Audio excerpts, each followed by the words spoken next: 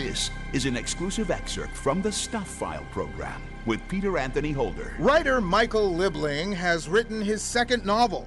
This follows his first one, which was called Hollywood North, a novel in 6 reels. His new book, a thriller, which is out this month, is called The Serial Killer's Son Takes a Wife. Michael joins us via Zoom from right here in Montreal. Hi, Michael. Hello there, Peter. Thanks for being on the program with us. Now, full disclosure, you and I know each other well. We've worked together at our old radio station. And in your press release, it says, it describes the book as an unsettling, off-kilter thriller. And I'm thinking, that pretty much describes you.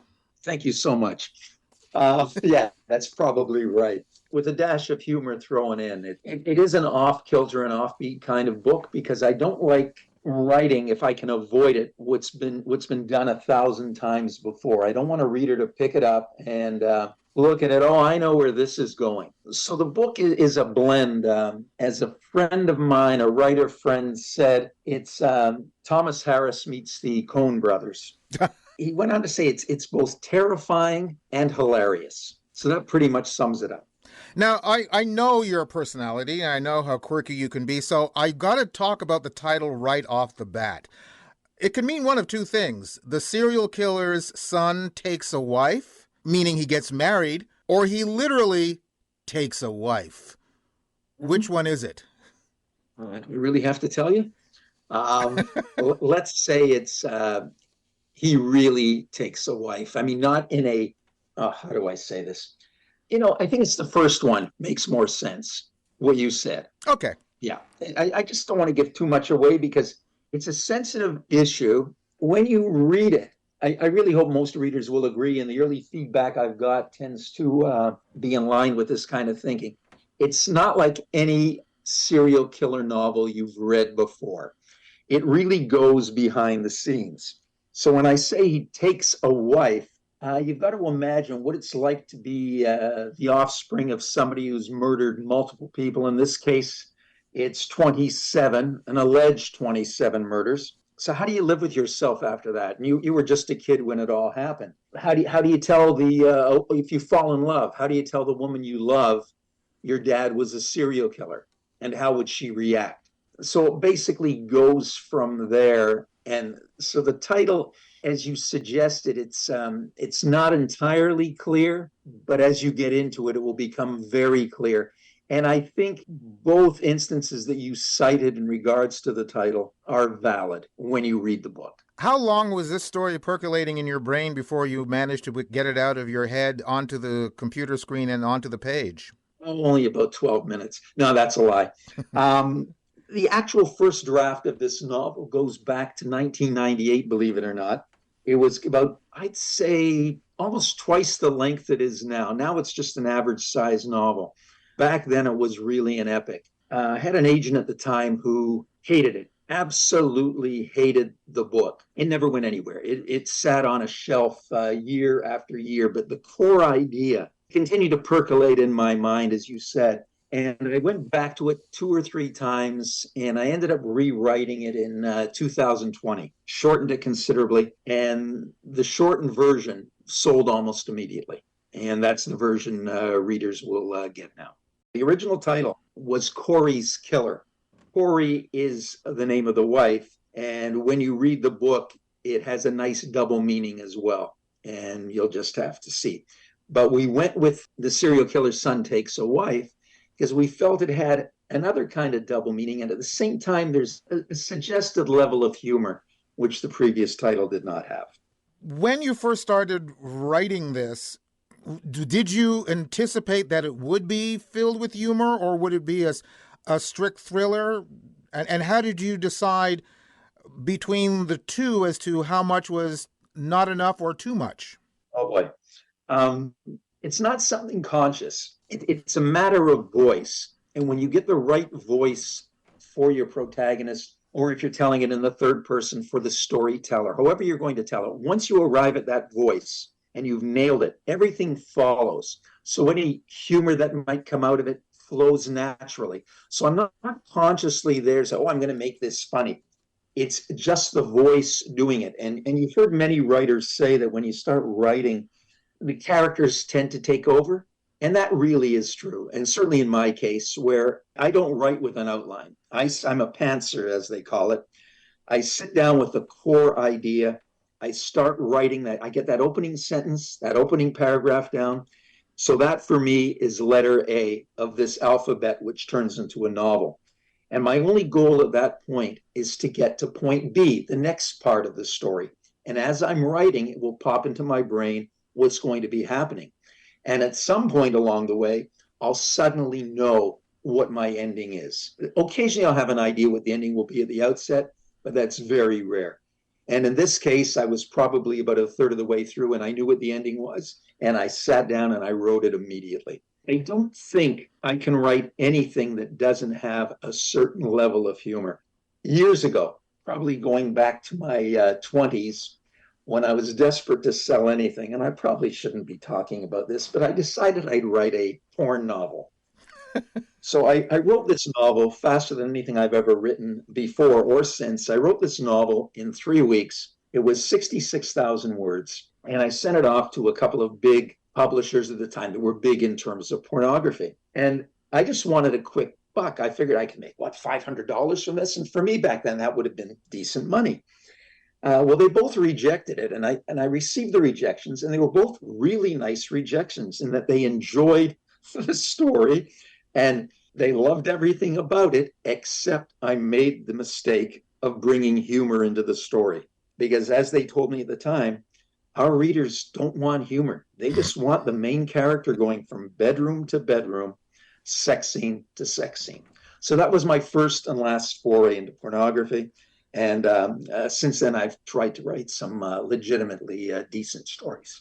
So I hope I've succeeded. what I'm hearing is if you didn't have a sense of humor, you'd still be writing porn? Is that what I'm getting from this? Yes, that's it exactly. I might have turned out to be a superstar in the porn world. Yeah. Although I do know many well-known writers who in their early days did write pornography. I'm not going to mention any of their names, but they are fairly well-known. And they did do it. I just didn't succeed. I broke this hard and fast rule of just going with my instincts, which are clearly totally wrong. How much research do you get to do in a story like this that deals with a serial killer? And in this day and age, do you ever worry that in doing research, because you use a computer to do that for the most part, somebody might go, what's with Michael's search history?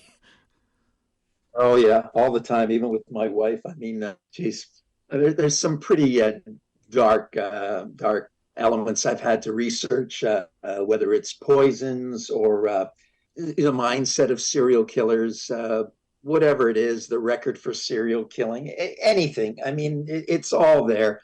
I've looked up information on weapons, guns. I've looked up ideal poisons for arrowheads if you want to take someone out that way. It really is endless. And yeah, I do on occasion worry about my search history. But so far, no one's knocked on your door, so that's a good thing, I'm assuming. Not yet, although on occasion I do step outside and I'm sure there's somebody with binoculars and recording devices across the street behind the curtains checking me out.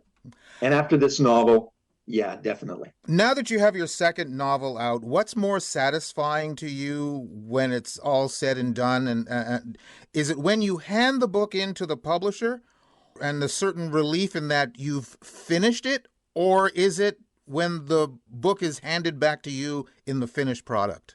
What's the bigger high? Yeah, I think when I finish it, there's tremendous satisfaction when you write that last sentence and you're happy with it.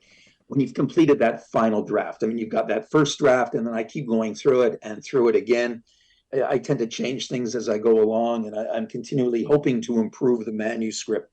It's very satisfying when it's happened, and I can hand it to my first reader, and my first reader is my wife, Pat, of course, and I'm excited to do it because no one ever knows what I'm working on when I'm working on it. Not a clue. I don't talk about it. I don't share the information with anything. Pat has no idea, even though she's living with me in this house, what's going on in my brain and what I'm writing on the page. Not a clue. It's very satisfying when you finish it and you're able to do that. But at the same time, and I know this might sound weird, I mourn my characters. It's like losing friends, even the villains. You start to miss them because you're so close to them as you were writing. You get to know them so well, what's going on in their minds, that when you're finally done with the story, you have to leave them behind. And even for a short story, I feel this way. It's tough. So that, as crazy as it might seem, until you moved on to the next project. And my problem is I always struggle to get into the new project because I'm still mourning the characters I've left behind. Well, you mentioned short stories. You've been very successful as a short story author. You've written for a ton of magazines. And I'm just wondering, is it a different part of your brain? Is it a different muscle of your brain, I should say, to do a short story or a novella or a full-blown novel? Yeah, not really, because I think almost any short story or any short fiction, and short fiction really it encompasses them all the variations on the short form. I think any single one of them I've written, I could have turned into a novel at any time. My first novel actually was based on a novella that had been nominated for a World Fantasy Award, and I had been urged to turn it into a novel, which I did, and I'm glad I did, because I love going back to the setting and the characters. It's a matter of discipline when you're writing a short story to keep it within that format. No, it's yelling at me. It wants to be a novel. I'm not going to let it. And that was very much the case, certainly for the original version of Hollywood North. But it's the same with every short story.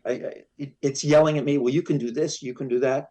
And then I tell myself, no, I want to get this out there now. I don't want to be spending 6 months or a year writing a novel, because I'm a very slow writer. I'm very meticulous.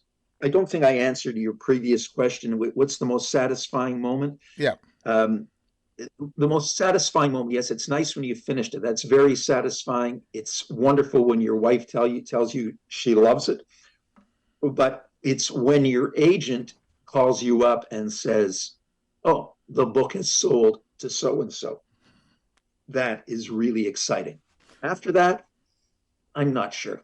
There's a lot of mixed feelings as you go along to publication. Well, people can get excited about this book. The new book is called The Serial Killer's Son Takes a Wife. Michael, thank you very, very much for taking the time to be on the program with us. Hey, Peter, thank you for having me. It's always a pleasure, and I hope to speak to you soon, whether it's an interview like this or it's a personal call. Thank you very much. Michael Libling, author of The Serial Killer's Son Takes a Wife. You can go to my website at thestufffile.com, check out the show number for this program, which is show number 0733, and you'll find the links to Michael's website, plus links to either Amazon.com or Amazon.ca, where you can order his book directly. You've just heard an exclusive excerpt from the Stuph File Program with Peter Anthony Holder. To hear any or all of the full hour-long shows, visit thestufffile.com. Stuph is spelled S-T-U-P-H. That's thestufffile.com. A presentation of Flying Fish Communications.